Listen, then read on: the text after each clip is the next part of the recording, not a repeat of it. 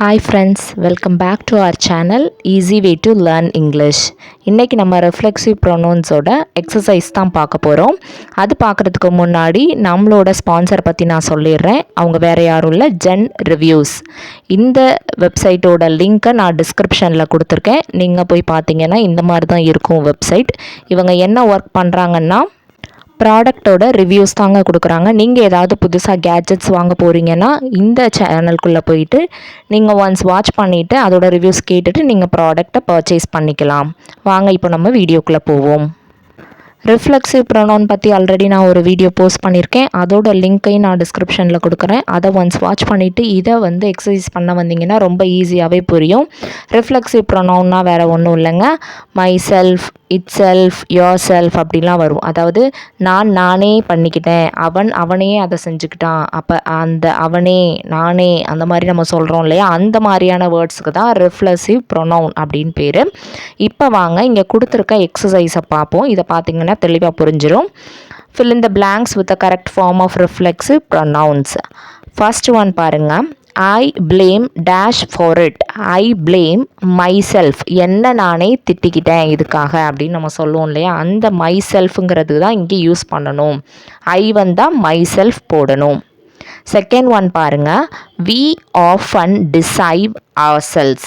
வீணா நாங்கள், எங்களை நாங்களேன்னு சொல்லும்போது ourselves. OUR போட்டுட்டு செல்ஃபுங்கிறத ப்ளூரலாக மாற்றும் போது அந்த எஃப் எடுத்துகிட்டு VES போடணும் அதுக்காக. ஸோ ourselves அப்படின்னு எழுதணும். தேர்ட் ஒன் பாருங்க. Rama, you will hurt yourself. நீ நீயே காயப்படுத்திக்கிட்ட அப்படின்னு சொல்கிறதுக்கு யுவர் செல்ஃப். நெக்ஸ்ட் ஒன் பாருங்க. Fourth, boys, you will hurt your cells.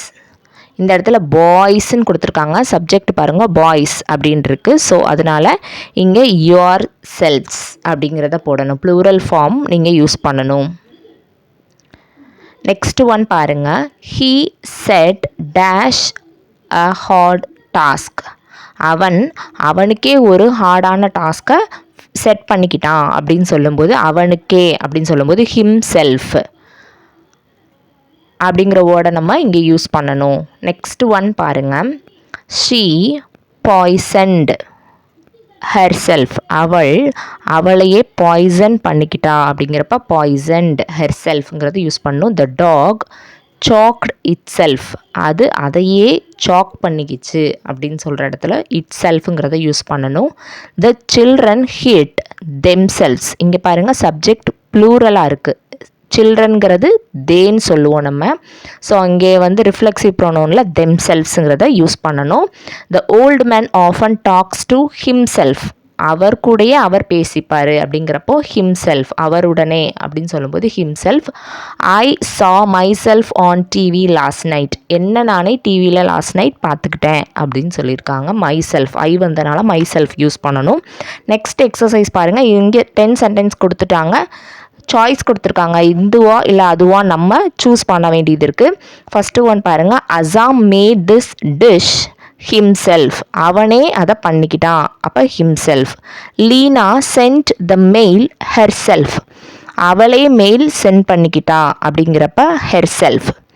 We should do the work ourselves to save on cost. நாமளே இதை நமக்காக பண்ணிக்கணும் இந்த ஒர்க்கை அப்படின்னு சொல்லும்போது ourselves. Did you carry this heavy bag yourself? நீயே இதை தூக்கிட்டு போயிடுவேன் அந்த ஹெவி பேக்கை அப்படின்னு கேட்கும்போது yourself. I often talk to myself when I am confused. எப்போல்லாம் நான் கன்ஃபியூஸ்டாக இருக்கேனோ அப்போ எனக்கு நானே பேசிப்பேன். He cut himself with a knife while he was sharpening it. அவன் ஷார்ப் பண்ணிகிட்டு இருக்கும்போது நைஃபை வச்சு அவனே கட் பண்ணிக்கிட்டான். My computer often crashes and turns off by itself. அதுவே கிராஷ் ஆகிக்கும், அதுவே டர்ன்ஸ் ஆஃபும் ஆயிரும். அப்போ அதுவே பண்ணிக்கும்ன்றப்ப itself. I myself posted the letter today. நானே இந்த லெட்டரை போஸ்ட் பண்ணிக்கிட்டேன்.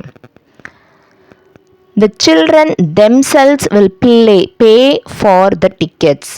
அந்த சில்ட்ரன் அவங்களுக்கு தேவையான டிக்கெட்டை அவங்களே பே பண்ணிக்கிட்டாங்க அப்படின்னு சொல்லும்போது, அவர்களேன்னு சொல்லும்போது themselves. She herself is responsible for the mess. இந்த குழப்பத்துக்கெலாம் வந்து அவள் தான் பொறுப்பேற்றுக்கணும், அவளே பொறுப்பேற்றுக்கணும் அப்படின்னு சொல்கிறப்போ herself. ஸோ உங்களுக்கு இந்த ரெஃப்ளெக்சிவ் ப்ரொனவுன் புரிஞ்சிருக்கும்னு நான் நினைக்கிறேன். நம்மளும் நிறைய இடத்துல தமிழில் யூஸ் பண்ணியிருப்போம், ஆனால் இங்கிலீஷில் என்ன வேர்டு யூஸ் பண்ணுறதுன்னு தெரியாமல் இருந்திருப்போம். இப்போ நீங்கள் தெரிஞ்சிருப்பீங்கன்னு நினைக்கிறேன். தேங்க்ஸ் ஃபார் வாட்சிங்.